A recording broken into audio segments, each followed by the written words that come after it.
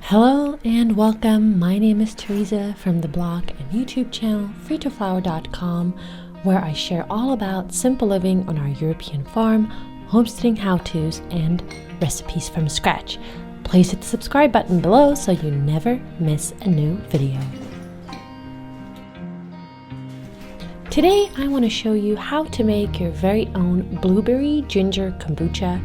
This is a wonderful kombucha flavor to have on hand, especially as we start heading into fall. Ginger has so many great immune boosting properties that we just love to consume in a fermented beverage that also has immune boosting properties because of all the gut loving bacteria. And we love to have this as the seasons start to change and we want to give our kids and ourselves a little bit of a health boost. Not to mention that it obviously tastes absolutely delicious. If you are brand new to making kombucha, I have a free kombucha ebook that will walk you through all the steps and everything that you need to get your first brew started. It's really not that difficult. I actually think it's one of the simplest projects that you can get started on if you are new to homesteading or apartment homesteading, or just you want to make more things from scratch at home. This is such a great beginner project. It is easy to do, it does not take a lot of time, and the result is so delicious. It's also so fun to share with friends, to bring them a bottle of your homemade kombucha, or to even swap once everybody in your circle is making some. Alright, so let's get right to it.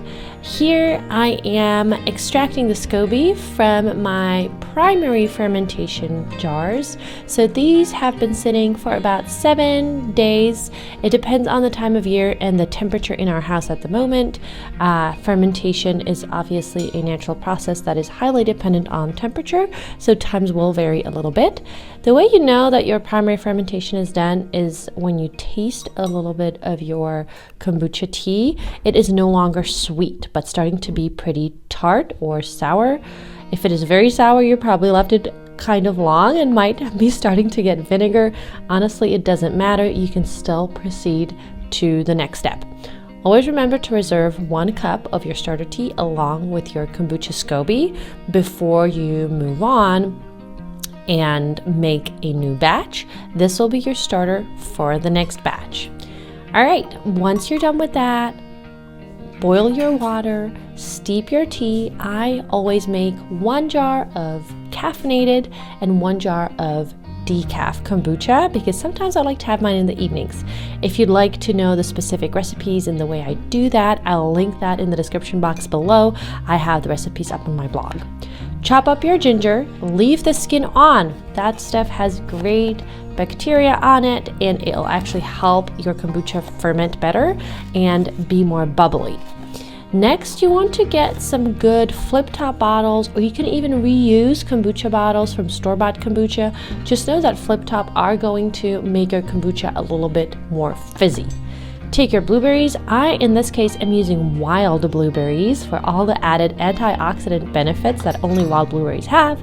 Add them to your jars as well, and then fill with your fermented kombucha brew. So that has gone through 1 round of fermentation. Pro tip, fill as to the top as you can. The less space at the top of the bottle, the more fizzy your kombucha will be.